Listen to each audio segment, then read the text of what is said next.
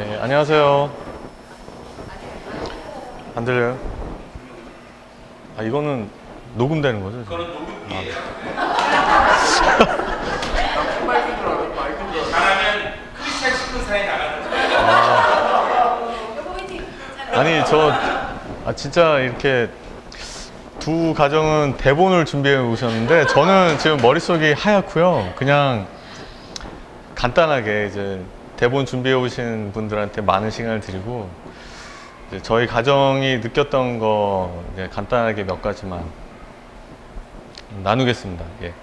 저희는 전체적으로는 저는 준비하는 과정에서 사실은 더 이렇게 은혜가 더 됐던 것 같아요. 솔직히 가서 3일 동안 VBS 할 때는 하고 나서 이제부터 뭘 더 해야 될 것 같은데 끝난 듯한 그런 느낌이 들었거든요. 그래서 정말 이렇게 시간이 그냥 확 가버린 가서는 너무 그냥 정신없이 지냈던 것 같고요.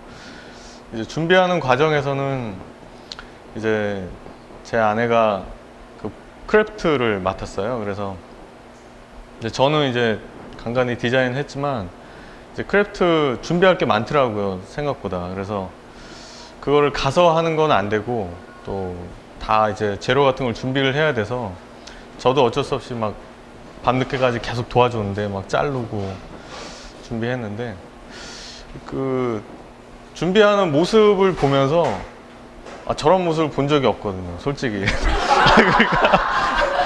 그러니까 본인이 이제 잘 할 수 있고 재밌어하고 좋아하는 그 거를 하나님이 이렇게 쓰시는 거를 많이 느꼈습니다. 그래서 절대 이렇게 막 뒤에서 채찍질하면서 하나님이 뭘 시키시진 않는구나.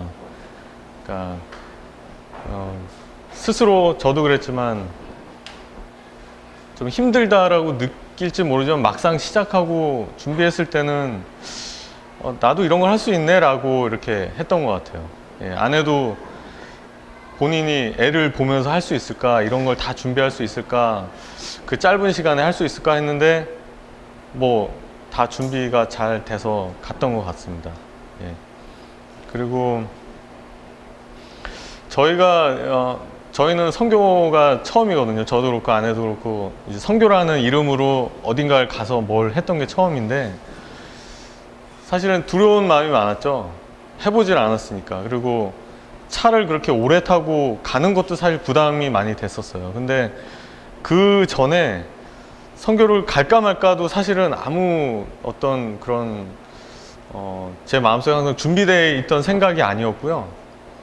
이제 마감되기 전에 한 몇 주 전부터 이제 저는 제 나름대로 혼자 이렇게 어떤 사람, 이런 사람, 저런 사람 제 스스로를 이렇게 생각을 해보다가 문득 그냥 선교라는 생각이 들었어요. 그게 뭐냐면 그냥 선교를 하는 삶도 그냥 나한테는 새로운 삶이 되겠다라는 생각을 가지고 아내랑 그냥 몇 마디 나눴거든요. 밤에 자기 전에. 그러고서 목장 모임에서 갑자기 이인서 집사님 가정에서 본인들 가신다고 그러면서 저희한테 같이 권하시더라고요. 같이 가자고. 근데 저한테도 그렇고 아내한테도 그렇고 거부감이 없었어요. 이상하게. 그게 이렇게 그 전에 이렇게 저희들한테 준비하는 마음을 주셨던 것 같고요. 예. 그래서 권했을 때 내일이 마감인데 그러면 이제 오늘 결정을 해야 되잖아요. 그래서 목장 모임 끝나면서 가면서 이제 같이 가자고 이제 얘기하고 그랬던 것 같아요. 그런 마음도 저희는 되게 신기했었어요. 솔직히 어떻게 선교라는 걸 갈까 그랬었고, 그리고 이제 말로만 듣던 그 원주민 선교라는 걸 갔는데 저희는 애들도 있고 하니까 이제 잠자리나 이런 것들도 많이 걱정이 됐거든요. 뭐 씻는 것도 그랬고, 근데 그런 게 어딨냐, 선교를 이제 가기로 마음을 먹었으면 이제 힘든 것도 우리가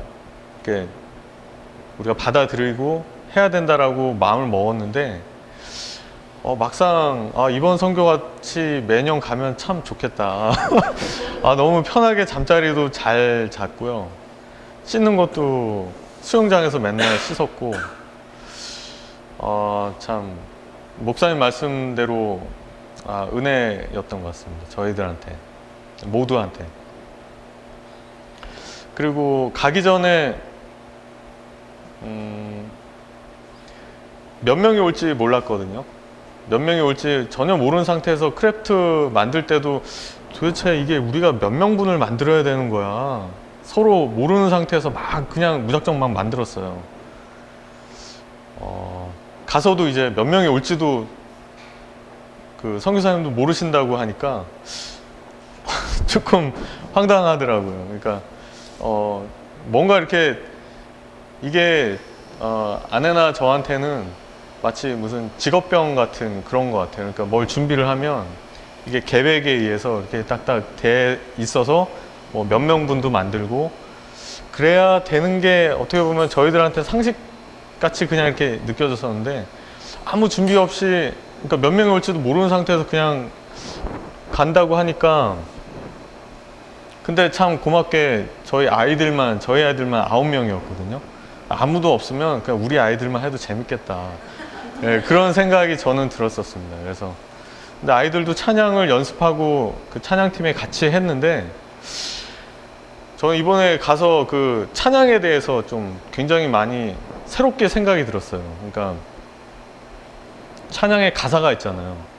근데 그 가사를 전혀 예수님 모르는 아이들이 몇 번 따라 부르고 그 앞에 나와서 같이 막 율동을 하면서 찬양을 하더라고요. 율동은 뭐 행동이니까 그냥 동작이니까 할 수 있다고 해도 그 말을 한다는 자체가 저한테는 그걸 찍으면서 굉장히 좀 새롭게 다가왔었어요. 나는 항상 이렇게 아무렇지도 않게 부르는 찬양인데 예수님 모르는 아이들이 그날 배운 노래를 앞에 나와서 저렇게 말로 입술로 이렇게 고백을 한다는 게 이게 음악이라는 게 굉장히 무섭구나 하는 생각도 들었거든요. 그러니까 이 세상의 이 가요나 이런 것들에 대한 것도 그걸 뭐 저도 그냥 흥얼흥얼 거리면서 뭐 가사를 막 얘기를 하잖아요. 그게 나쁜지 좋은지 뭐 이런 거 생각 안 하고 그냥 음이 좋으니까 그냥 막 따라 이제 부르는 생각이 나더라고요. 그래서 참 그런 찬양에 굉장히 힘이 있는 거구나. 예, 그런 것도 많이 느꼈고요.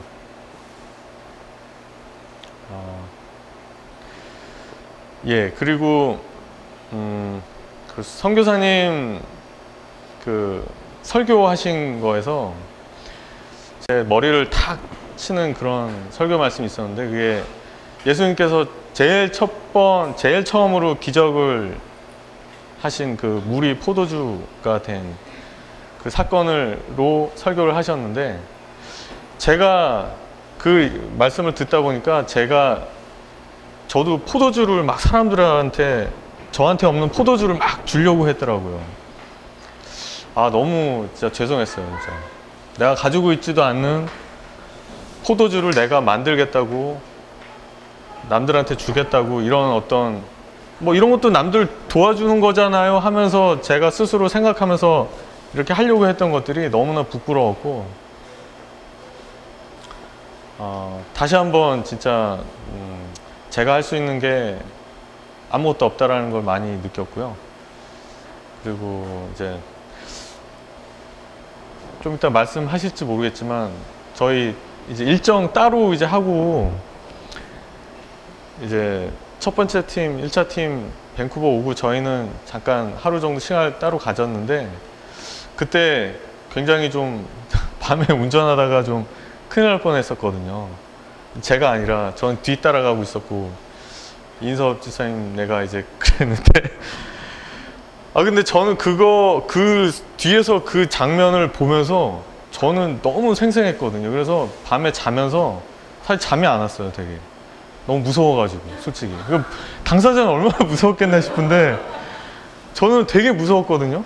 그러면서 정말 이 사고가 바로 나기 순간도 아니고 텀이 있었어요.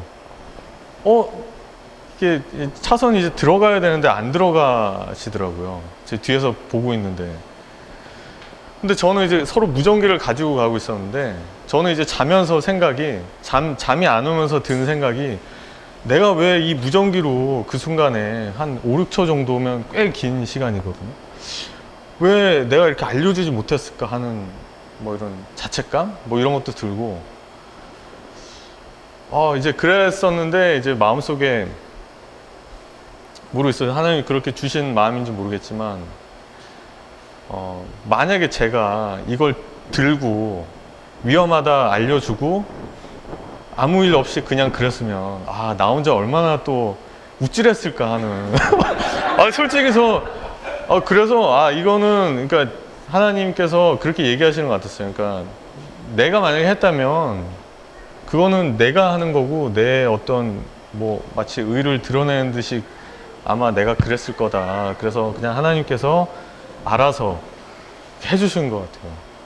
근데 되게 본인은 나중에 모르시더라고요. 그러니까 정확하게 그 상황에 대해서 잘 이렇게 인지가 잘 안 되셨었어요. 그리고 뒤에서 제가 나중에 내려가지고 다 알려드렸는데, 정말 그 차가 너무 편하게 가시고 차가 피해 갔거든요. 저는 뒤에서 깜짝 놀랐어요, 진짜. 무슨 바닷물이 갈라지듯이. 그 옛날에 영화 보면 이렇게 제임스 딘 영화 보면 이렇게 차 이렇게 오잖아요. 누가 이기나 해보자 뭐 이런 식으로. 근데 굉장히 위험한 순간이었었는데, 정말 저는 하나님께서 구해주셨다 생각이 들고, 후속 얘기는 이제 다음 과정에서 이제 말씀 들으시면 더 좋을 것 같습니다. 감사합니다. 그냥 저는 읽을게요. 떨려서 그냥 보세요. 목사님께서 제 남편과 저 중 한 명이 간증을 했으면 했을 때 남편이 했으면 했습니다. 사람들 앞에서 간증하면 내가 말한 대로 계속 살아야 하는데 전 솔직히 자신이 없습니다. 전 아직까지도 제 쓴뿌리들로 선교 중에도 남편과 싸우곤 했습니다. 저희 가족 구성원을 보시고 갈릴리 분들이 많이 걱정해 주셨습니다. 큰아이 4살 반, 3살, 1살 반, 연년생 어린 새아이를 데리고 그 먼 에드먼튼이란 곳까지 간다는 저희 가족 민폐 전형이라고 저와 남편은 생각했습니다. 저는 결정을 남편에게 미루고 설마 그 먼 곳까지 별로 환영하지도 않는 분위기, 남편이 가겠다고 할까? 하며 내심 난 안 가면 더 좋고 가도 뭐 어쩔 수 없다고 생각했습니다. 꼭 갔으면 하는 저의 의지는 없었습니다. 참고로 전 여행보다 집을 무지 좋아합니다. 하지만 전에 한국에서 대학 때부터 다니던 교회에서 선교를 통해 만났던 하나님을 기억하고 있었습니다. 과거 집사님들이 어린 아이들을 데리고 함께 국내 국외를 누비며 선교하는 일들을 너무나 많이 봐왔습니다. 100일도 안 된 아이를 데리고 가는 집사님이 내가 가서 짐이라도 지켜주는 거라도 하고 싶다며 따라 나서는 모습도 봤기에 이렇게 많은 시간이 나에게, 우리 가족에게 주어졌는데 뭘 핑계를 대는 걸까라며 그냥 가야지 하며 남편이 우리 가족이 함께 에드먼튼 선교를 가고 싶다기에 그냥 따라 나섰습니다. 정말 민폐를 무릅쓰고 따라 나섰습니다. 처음 갈 때부터 저희는 아이들이 너무 어려 하루에 다 그곳까지 가는 게 힘들겠다고 생각하고 주일날 출발하려 했으나 목사님께서 파송 예배를 드리고 새벽에 함께 출발했으면 하시길래 고민하다 그냥 순종했습니다. 가는 길 많이 힘들었을까요? 새벽 3시 반에 UBC에서 출발한 남편은 도착할 때까지 혼자 운전할 수 있었습니다. 선교 대원들과 함께 5대의 차로 가니까 지루하지도 않고 재밌게 에드먼튼까지 도착했습니다. 하나님께서 동행해 주셨던 길이었음을 확신합니다. 에드먼튼에서 사역하시는 선교사님도 저희들처럼 아이가 셋이었습니다. 김종욱 곽 집사님의 저희 모두가 아이가 셋인 집입니다. 민폐 전형들이죠. 저희는 새 아이들을 데리고 남의 집에 놀러 가는 것조차 부담스러운 사람들입니다. 입이 너무 많아서 미안하고 또 집이 아닌 곳에서 아이들을 통제하기가 힘들기 때문입니다. 그 선교사님을 보고 조금 위로가 되었습니다. 우리를 조금 이해해 주시겠구나 하는 생각이 들었습니다. 선교사님과 사모님도 아이가 셋이니 우리를 이해해 주시겠다는 그 처음 생각이 있었는데 선교사님은 따로 교회가 없으시고 저희가 사역했던 캐네디언 교회에서 원주민 센터에 오는 아이들을 보살피고 그리고 전도하고 계셨고 사모님도 그 일을 돕고 계셨습니다. 에너지가 넘치는 분이셨지만 새 아이들을 둔 같은 부모로서 얼마나 힘드실까 하는 생각이 들어서 하나님께서 그 선교사님 부부, 그 가족이 그 힘드심을 위로하고 싶으신 마음이 있으셨다는 것을 느꼈습니다. 전에 한국에서는 아이들이 학원 때문에 여름 성경학교에 데려오는 것이 정말 어려웠습니다. 근데 이곳의 아이들은 한 명이 여러 형제와 사촌이 있었기에 한 번 마음이 열린 좀 덩치가 큰 대번이라는 남자아이가 있었는데 우리 셋째 은유리를 보더니 자기도 동생 베이비가 있다며 먼저 말을 우리 은유리를 귀여워하면서 붙여주었습니다. 제가 다음날 동생을 꼭 데리고 오라고 했더니 다음날 동생을 베이비는 제외하고 둘이나 또 데리고 왔습니다. 그리고 함께 신나게 놀 수 있었습니다. 이 친구들은 도시에 이 아이들은 시간이 참 많은 아이들이었습니다. 그리고 이 친구들은 도시의 빈민층이 될 수밖에 없던 원주민 2세거나 3세였습니다. 얼마 전에 엄마가 마약을 너무 많이 하고 자살한 셀러리라는 아이가 첫날 미끄럼틀에서 뛰어내려서 손이 까져서 치료해 주었었는데 다음날 할머니가 못 가게 해서 못 왔습니다. 둘째 날은. 그리고 셋째 날 올 수 있어서 제가 소독해주고 약을 발라주는데 발이 아프다고 해서 봤더니 신발이 너무 작고 발꿈치에 있는 그 신발 뒤꿈치가 너무 단단해서 접을 수 없는 그 신발 때문에 발꿈치가 다 까졌고 신발 뒤꿈치에 피가 쩔어 있었습니다. 상처를 소독해주고 기도해주는데 가슴이 너무 아팠습니다. 제가 약품 담당이라서 아프거나 상처 입은 친구들이 저에게 오는데 너무 감사했습니다. 사실 저의 새 어린 아이들을 데리고 왔기 때문에 제가 청년들처럼 앞에 나서서 할 수 있는 게 별로 없었습니다. 그냥 뒤에서 기도하고 도와주는 수준 정도? 아이 없을 때처럼 주도적으로 앞에 나서서 할 수도 없는 여건 때문에 좀 속상하기도 했었습니다. 말을 하거나 의견을 내면 내가 해야 하는데 나의 손과 발은 어린 새아이들이 꽁꽁 묶어놓았기 때문에 저는 사역의 뒤에서 한 발짝 뒤에 물러나 있어야 하는 것이 현실이었습니다. 그래서 그냥 뒤에서 기도하고 상처 입은 친구들에게 약 발라주는 일이 다였지만 앞이 아니고 뒤였지만 그 어느 때보다 하나님의 마음을 경험했던 정말 감사한 시간들이었음을 하나님께 고백합니다. 선교를 준비하면서 선교대원들과 이번 선교를 왜 가게 되었는지 나눌 시간이 있을 때 선교지에서 만났던 하나님의 은혜를 다시 경험하고 싶다고 했었는데 하나님은 그 하나하나를 다 들어주신다는 생각이 들었습니다. 선교 중 남편이 사역과 아이들 때문에 힘들어하고 지쳐할 때마다 옆에서 위로하고 격려하기보다는 저도 같이 짜증이 났었습니다.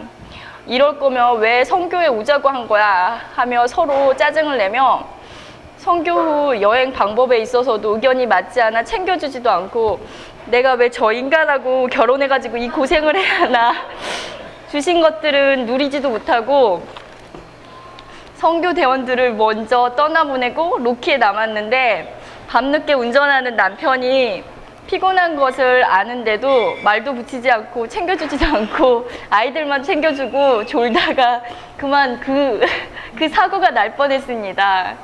그러나 그것이 경고의 메시지라는 것도 모르고 뭐 사고 안 나서 그냥 다행이다 하며 호텔까지 왔습니다. 근데 우리 옆에 있던 차가 호텔까지 쫓아와서 경찰에 우리를 신고하고 너희가 우리를 죽이려고 했다고 막 화를 내면서 하니까 정신이 팍 나더라고요. 하나님 감사합니다. 저 과부 안 만들어주시고 이런 남편이라도 옆에 있는 게 복입니다.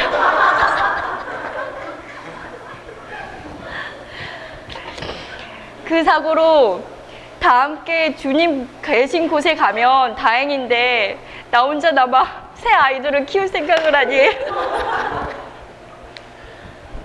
집에서 한량 남편이라도 감사하더라고요. 아이가 없을 땐 남편을 정말 많이 칭찬해주고 격려해 주었는데 언젠가부터 저 인간은 왜 이렇게 이기적인 거야? 자기만 편하고 싶은가?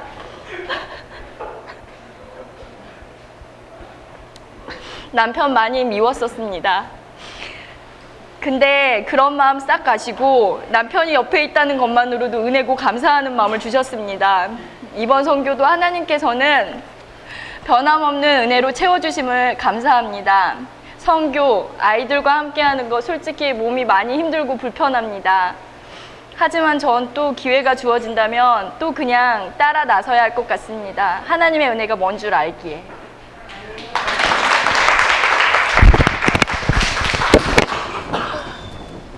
저는 광명화 집사입니다.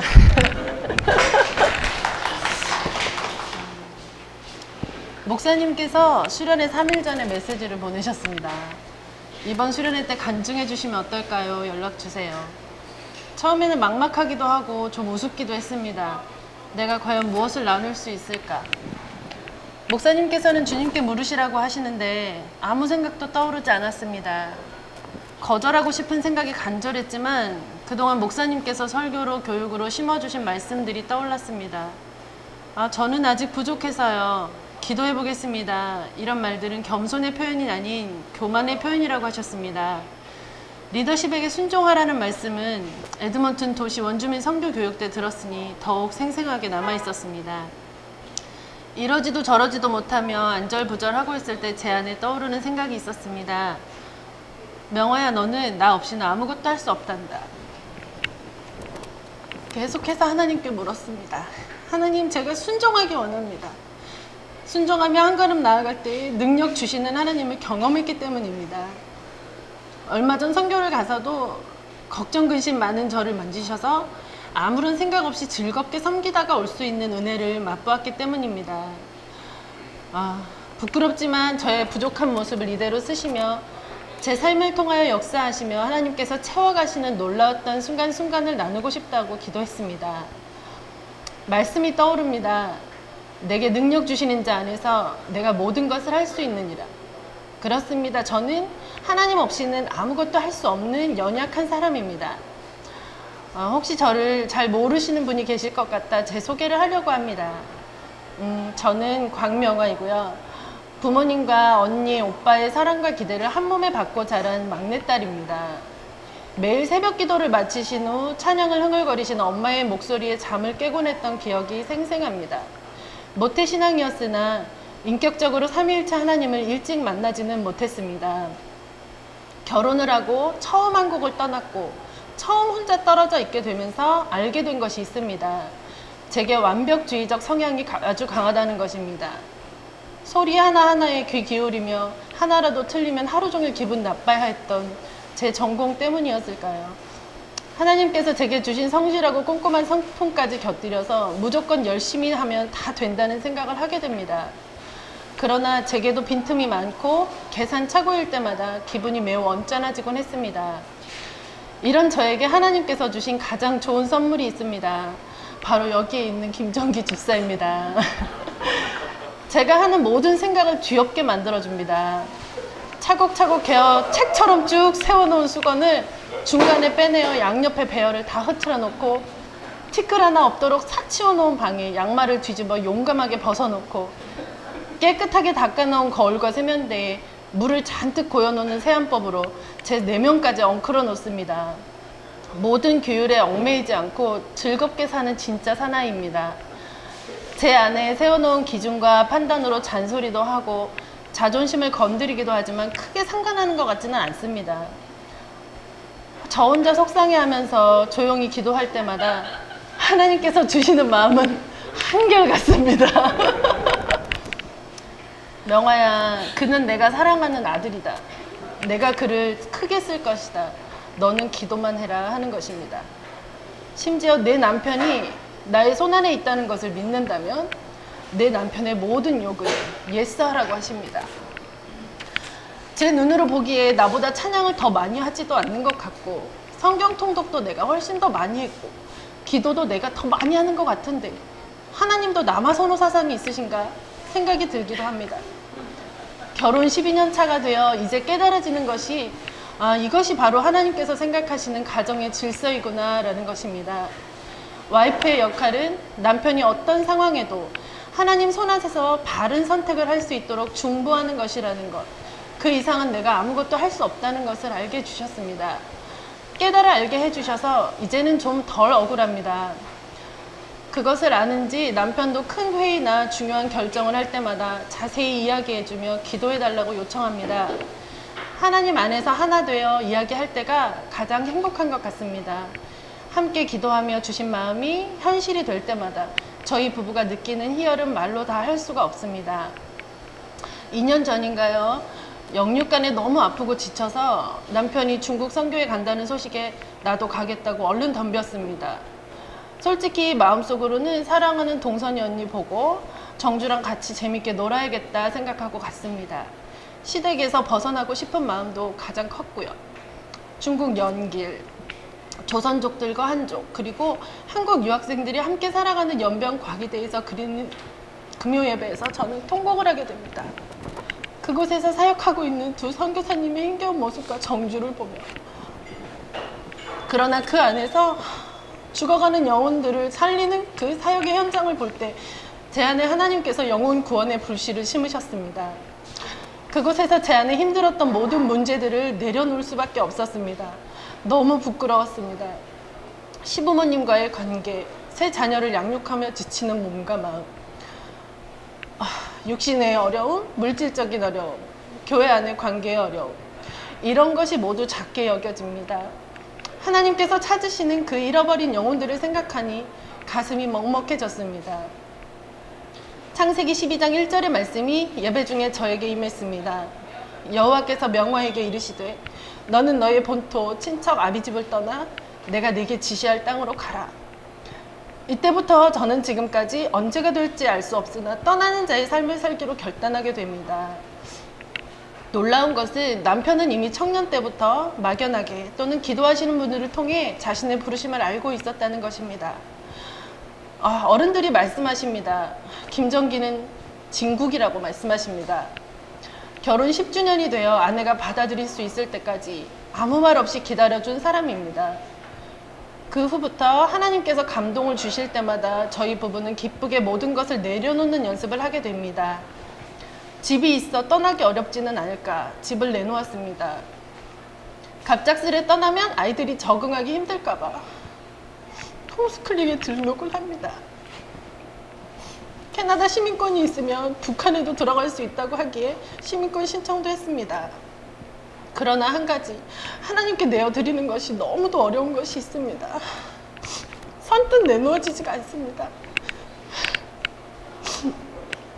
우리에게 주신 수연이 남역의 가연이는 제품에 옮겨지고 울게 됩니다. 내가 헌신해서 내가 고생하고 힘겨운 것은 참아낼 수 있을 것 같은데 이 아이들까지 외롭고 힘겨울 것을 생각하면 목이 메입니다. 가슴이 아파옵니다. 그러나 얼마 전 에드먼튼 선교에 가는 과정 가운데 놀라운 일을 경험했습니다. 우리 첫째 딸 수연이는 운동신경이 아주 좋습니다. 수연이가 7살 땐가 아빠 취재하는데 따라갔다가 말을 타보았다 봅니다. 1시간도 못 되어서 스스로 말을 조정하고 이리저리 타고 왔다고 합니다. 코치도 운동신경이 아주 좋고 말을 전혀 무서워하지 않는 아이라고 놀라워했다고 합니다. 그 후부터 홀스백 라이딩을 하고 싶다는데 꽤 진지하고 끈질깁니다. 그 상황을 피해보려고 10살이 되면 시켜주겠다고 약속했습니다. 그런데 눈 깜짝할 사이에 10살이 되어버렸습니다. 아이와 한 약속을 꼭 지켜주고 싶었는지 저희가 한국에서 머무는 사이에 아빠가 홀스백 라이딩 캠프에 등록을 해놓았습니다. 당연히 저도 꼭 지켜주고 싶었습니다. 그런데 바로 그 주에 선교 일정이 잡혀 있었고 한국에서 오자마자 금요 예배 때 이성수 감독님께서 설교하시며 원주민 영상을 보여주시는데 하나님께서 제게 보여주시는 것이 있었습니다. 제가 원주민 아이들을 안고 울고 있는 모습이었습니다. 하나님께서 그 아이들을 안고 오시는 것이구나 깨달아졌습니다. 남편은 갈 수 없는 상황이었지만 무슨 용기가 났는지 내가 꼭 가야겠구나 생각이 들었습니다. 그런데 수연이에게 말을 꺼내기가 너무 어려웠습니다. 한다고 한 것은 꼭 해내고 마는 아이이기 때문입니다. 고심 끝에 천천히 말을 꺼냅니다. 수연아, 선우가 선교 가는데 우리도 가야 할 것 같아. 그런데 승마하는 날짜랑 겹쳤어. 어떻게 할까, 수연아? 걱정과 달리 우리 수연이는 승마는 엄마 다음에 해도 되잖아. 나 선교 갈래. 게다가 선교 비용 때문에 고민하는 대화를 듣던 아이가 엄마, 내 선교비는 내가 낼게 하며 한국 할아버지가 주신 용돈을 몽땅 내놓습니다. 그렇게 아끼고 한 푼도 쓰지 않던 용돈이었는데 말입니다. 선교지에서도 놀랐습니다. 내가 이제껏 우리 아이들을 잘 몰랐구나 깨달았습니다. 이미 하나님께서는 저희 부부를 부르시면서 이 아이들 안에서도 일하고 계셨습니다. 찬양하며 율동하며 전도하며 예배하며 기뻐하는 아이들의 모습은 제가 이제껏 한 번도 보지 못했던 모습이었습니다. 키보드를 치며 주방에서 섬기느라 새 아이들을 거의 챙기지 못했습니다. 그러나 아이들이 스스로 잘 어울리고 예배하고 작은 선교사의 역할들을 얼마나 잘 감당하던지 제가 챙겨주지 못하는 부분들을 여기 계신 집사님들과 청년들이 다 채워주며 돕는 손길들도 붙여주심에 더욱 감사했습니다. 저희 아이들을 이렇게 아름답게 키워주신 하나님께 감사했습니다. 제가 스스로 할 수 없는 것이 하나도 없었습니다. 하나님께서 이끌어주지 않으셨으면 지금도 제 중심으로 내 문제에 집착하며 이기적인 아이들로 키우고 있었을 것입니다. 하나님께서 저를 지명하여 부르셨습니다. 제가 남편과 아이들을 제 손에 꼭 쥐고 있었기에 저를 감동시키신 것 같습니다. 사랑하는 내 딸아, 일어나 나와 함께 가자고 말씀하십니다. 너는 그냥 가만히 있어. 내가 하나님 됨을 알지어다 말씀하십니다. 저는 할 수 없는 것이 없습니다. 어쩔 땐 그냥 가만히 있는 것이 도움이 될 때도 있습니다. 그러나 허술하고 빈틈 많은 저를 통해 하나님께서 하실 일이 있으신가 봅니다. 순종하고 싶습니다. 매일매일 작은 일에 순종하며 살아갈 때 그때마다 하나님의 능력을 제 안에 채워주시는 그 은혜를 맛보며 살아가고 싶습니다.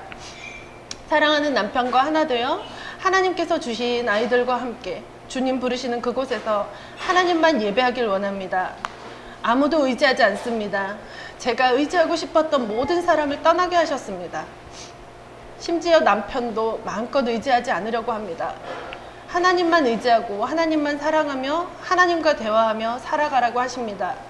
십자가 보혈만 의지하며 성령님 감동하시는 대로 살아가라고 하십니다. 저는 그렇게 할 수 없습니다. 그러나 그렇게 살아갈 수 있기를 기도합니다. 연약하기에 흔들리고 넘어질 수도 있지만 함께 기도해 주시길 부탁드립니다. 믿음의 동역자들이 여기에 계시기에 걱정하지 않습니다. 이 자리에 설 수 있게 하시고 또 이 자리에서 말씀 나누게 하심을 감사합니다. 사랑하는 갈릴리 가족 여러분 너무 감사합니다.